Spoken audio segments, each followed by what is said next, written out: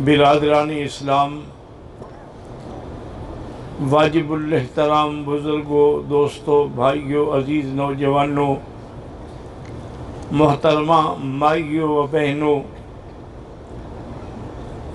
الحمدللہ اللہ کی رحمت سے آج موسم حج کی پہلی تقریر سے ابتدا ہو رہی ہے،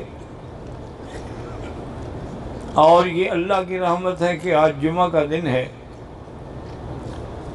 جو تمام ایام میں مبارک دن ہے، شان والا دن ہے۔ حتیٰ کہ علماء کی اس میں بحث ہے کہ یوم الجمعہ زیادہ شان والا ہے یا یوم عرفات زیادہ شان والا ہے۔ تو علماء نے اس کو یوں جمع کیا ہے کہ یوم عرفات سال میں شان والا ہے اور جمعہ ہر ہفتے میں شان والا ہے۔ اور اس دن کی ایک فضیلت بھی ہے کہ اگر کوئی شخص جمعہ کے دن ایک گھڑی اللہ نے رکھی ہے جو چھپا دی ہے، چونکہ ہر اعلیٰ چیز کو چھپایا جاتا ہے۔ لیلۃ القدر ہے، اللہ نے چھپا دی کہ لیلۃ القدر تو ہے لیکن کب ہوگی؟ لا یعلمها الا اللہ، اللہ کے سوا کوئی نہیں جانتا۔ ہو سکتا ہے کبھی 21 میں ہو، کبھی 23 میں ہو، کبھی 25 میں ہو، کبھی 27 میں ہو۔ اسی طرح فیہ ساعۃ مستجابۃ، حضور نے فرمایا کہ جمعہ کے دن ایک ایسی گھڑی ہے جس میں جو بھی دعا کرو گے وہ قبول ہو جائے گی۔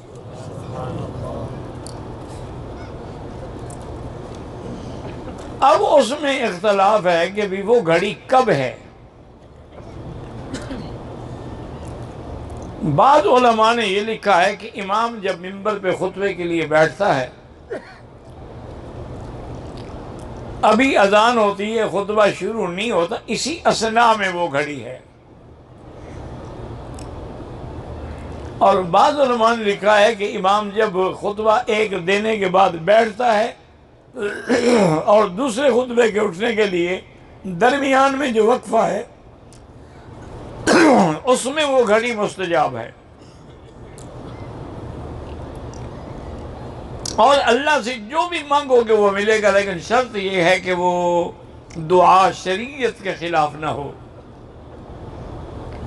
قطیعت رحم نہ ہو کہ رشتہ داری کو توڑنے کے لیے ہو، یا کسی کی بربادی کے لیے ہو، یا کسی کی ہلاکت کے لیے نہیں۔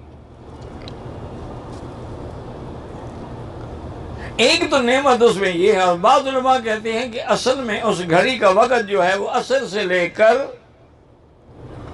مغرب تک ہے، اس میں وہ گھڑی ہے۔ تو اس کا بہتر حال یہ ہے کہ جو میرے بزرگ عمرے پہ یا حج پہ تشریف لائے ہیں، آپ کو تو یہاں کوئی کام نہیں ہے،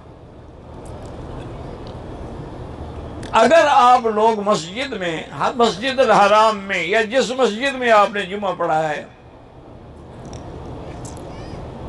یا جمعہ پڑھ کے کھانا وانا کھا کے عصر کے لیے آئے ہیں، اب عصر سے بیٹھ جائیں اور مغرب تک ذکر کرتے آئیں، اور اسی میں وہ دعا مانگیں، اور پہلے سے یہ نیت کر لیں کہ اس دعا کے لیے میں بیٹھ رہا ہوں، کہ میں نے آج اللہ سے یہ مانگنا ہے۔ ایک نعمت تو جمعہ کے دن میں یہ ہے کہ اس میں ایک گھڑی ہے مستجابہ جس میں دعا قبول ہوتی ہے۔ ویسے بزرگوں ایک بات یاد رکھو کہ دعا جو بھی ہم کرتے ہیں وہ ساری قبول ہوتی ہیں، کوئی بھی رد نہیں ہوتی،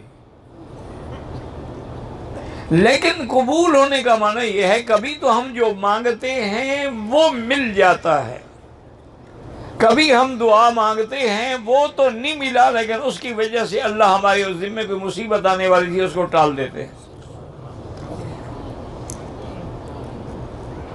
اور تیسری صورت اس کی یہ ہے کہ اللہ فرماتے ہیں کہ میرے بندے کے نامہ اعمال میں رکھ دو، اس دعا کا بدلہ میں اس کو قیامت میں دوں گا، یعنی ملے گا ضرور۔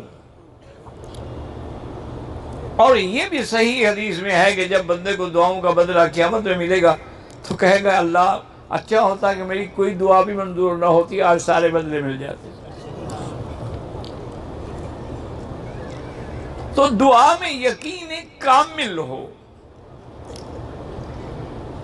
اگر دعا میں آپ خود ہی متذبذب ہیں، پتہ نہیں مدت ہو گئی ہے جی مانگتے ہوئے، ابھی تک تو نہیں ملی، خدا جانے کیا وجہ ہے، یا کہتے ہیں بعض جاہل تو کہہ دیتے ہیں اللہ بھی ہماری سنتا ہی نہیں، یہ تو کفر ہے۔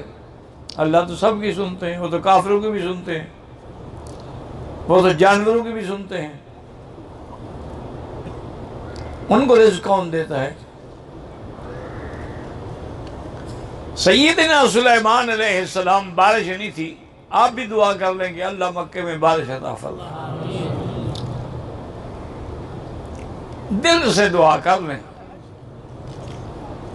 میری بہنیں، میری بیٹیاں، میری مائیں یاد رکھیں کہ اگر توجہ کامل نہ ہو تو چائے کی پیالی بھی نہیں بن سکتی، ایک روٹی بھی توے پہ نہیں پک سکتی، یہ ہاتھ جل جائے گا، یہ روٹی جل جائے گی۔ تو اللہ کی طرف توجہ نہ ہو، کہتی ہے دعا منظور نہیں ہوتی۔ توجہ ہو اور یقین ہو کہ تیرے سوا ہمیں دینے والا کوئی نہیں، یا اللہ میرے سوا تیرے تو بندے اربوں کروڑوں ہیں، لیکن میرا تو ہی صرف رب ہے۔